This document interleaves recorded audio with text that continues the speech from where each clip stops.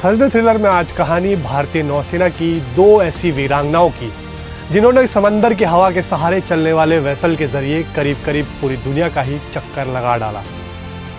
नौसेना के लेफ्टिनेंट दिलनाके और लेफ्टिनेंट कमांडर रूपा ए ने भारतीय नौसेना के वेसल INSV तारिणी पर सवार होकर अपने इस दुस्साहस से भरे वोयेज को सफल बनाया। खास बात यह है कि इस अभियान के दौरान उन्होंने दुनिया के आखिरी छोर में तिरंगा फहराकर एक नया इतिहास रच दिया।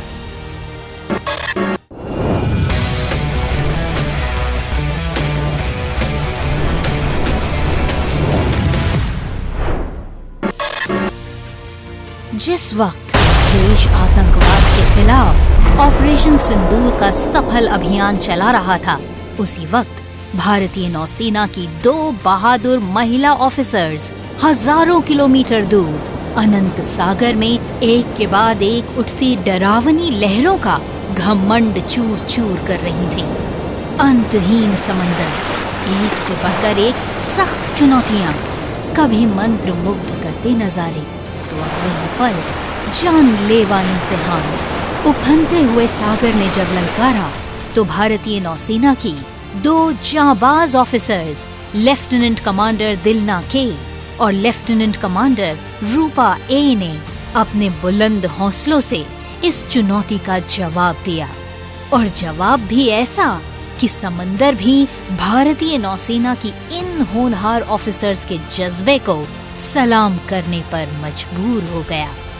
भारतीय नौसेना की वेसल INSV तारिणी पर सवार इन दोनों सख्त जान महिला ऑफिसर्स ने केवल समंदर की हवाओं के सहारे 4 महाद्वीप, 3 महासागर और 3 ग्रेट केप्स की सख्त चुनौतियों को पार करके अनोखा कारनामा कर दिखाया है। लेफ्टिनेंट कमांडर दिलना और लेफ्टिनेंट कमांडर रूपा केवल अपनी नौका के पाल और समंदर की हवाओं की मदद से उफनते हुए सागर में 8 महीने गुजारने के बाद करीब 25,400 नॉटिकल माइल्स यानी 50,000 किलोमीटर की दूरी तय कर बन गई है दुनिया का चक्कर लगाने वाली पहली महिला जहाजी जोड़ी। ये है दास्तान उनके इसी अनोखे अभियान नाविका सागर परिक्रमा पार्ट 2 के रोमांचक अनुभव की। We're about to cross the international dateline. The time right now is 1900 hours of 9 Jan 2025. So as we cross the international dateline, we will gain 24 hours, which means we will shift our clocks from 1900 hours of 9 Jan 2025 back to 1900 hours of 8 Jan 2025. That means we get to live this day all over again. ये है भारतीय नौसेना की करीब 17 metre लंबाई और 5 metre चौड़ाई वाली वेसल INSV तारिणी, और इस पर सवार होकर इस अथाह समंदर से जूझ रही है भारतीय सेना की दो सख्त जान महिला ऑफिसर्स लेफ्टिनेंट कमांडर दिलनाके और लेफ्टिनेंट कमांडर रूपा ए। इनका मिशन है अपने वेसल INSV तारिणी पर लगे पाल की मदद से समंदर की हवाओं के सहारे सागर को चीरते हुए दुनिया का चक्कर लगाना। लगातार 3 साल की ट्रेनिंग और तैयारियों के बाद इस अनोखे अभियान नाविका सागर परिक्रमा पार्ट 2 की शुरुआत हुई थी 2 अक्टूबर 2024 को गोवा के INS मंडोवी से। इससे पहले किसी भारतीय महिला अधिकारी ने डबल हैंड मोड में ऐसे चुनौतीपूर्ण सफर पर जाने का जोखिम नहीं उठाया था। लेफ्टिनेंट कमांडर रूपा ए और लेफ्टिनेंट कमांडर दिलनाके काफी यंग हैं। कम उम्र में ही इन दोनों ने काफी अनुभव हासिल कर लिया है और एक के बाद एक नया इतिहास रचा है।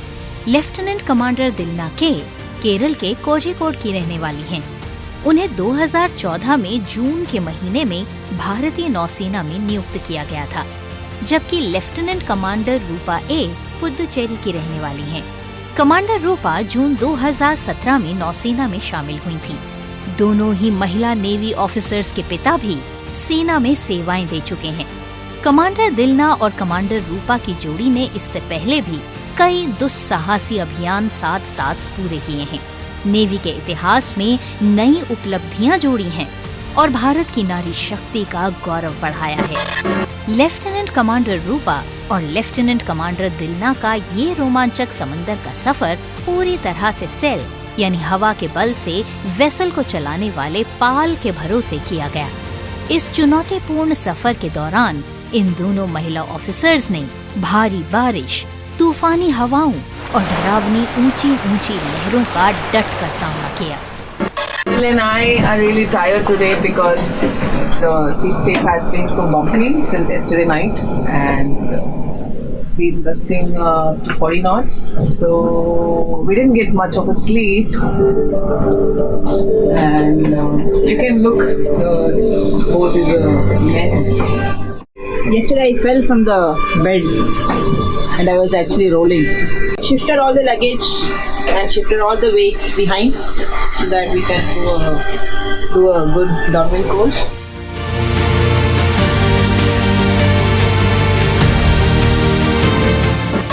इन महिला अधिकारियों के इस सफर का सबसे खुशी और गर्व से भरा पल तब आया जब उन्होंने रास्ते में आ रहे तूफान की परवाह न करते हुए धरती के सबसे दूरस्थ स्थान पॉइंट निमो पर कदम रखा और वहां तिरंगा फहराकर उसे सलामी दी।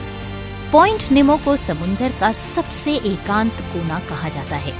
सबसे खास बात यह है कि यहाँ से सबसे नजदीक जगह जहाँ इंसान रहते हैं वो स्पेस स्टेशन है।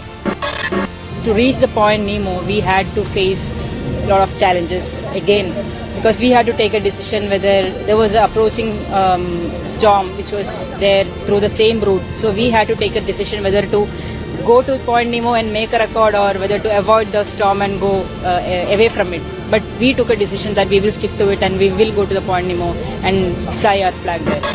8 महीने खुले समंदर में बिताने के बाद लेफ्टिनेंट कमांडर रूपा और लेफ्टिनेंट कमांडर दिलना ने बहुत कुछ सीखने और जीवन बदलने वाला अनुभव लिया है। इस मुश्किल सफर के दौरान कई चुनौतियों का एकजुट होकर सामना करने के साथ उन्होंने कुछ अच्छे पल भी एक साथ बिताए। ये एक ऐसा सफर था जो हमेशा याद रहेगा। This 8 months has been a great learning experience, a completely transformative experience. I would say it's a journey of a lifetime where we had experienced the Southern Ocean and faced various challenges. Social media ने lieutenant commander रूपा और lieutenant commander दिलना की जोड़ी को प्यार से दिलरू का नाम दिया है। अभियान के तहत दोनों महिला ऑफिसर्स ऑस्ट्रेलिया के फ्रीमेंटल, न्यूजीलैंड के लिटलटन, फॉकलैंड आइलैंड्स के पोर्ट स्टैनली और दक्षिण अफ्रीका के केप टाउन जैसे विदेशी बंदरगाहों पर रुकी और कई राजनयिक व सांस्कृतिक कार्यक्रमों में उन्होंने हिस्सा भी लिया। साथ ही उन्होंने प्रवासी भारतीयों, स्टूडेंट्स, लीडर्स और नौसेना कैडेट्स से मुलाकात कर भारत का गौरव भी बढ़ाया। सफर की शुरुआत के 8 महीने बाद लेफ्टिनेंट कमांडर रूपा और लेफ्टिनेंट कमांडर दिलना ने 30 मई 2025 को सकुशल गोवा पहुंचकर अपने इस ऐतिहासिक अभियान को सफलतापूर्वक पूरा कर दिखाया।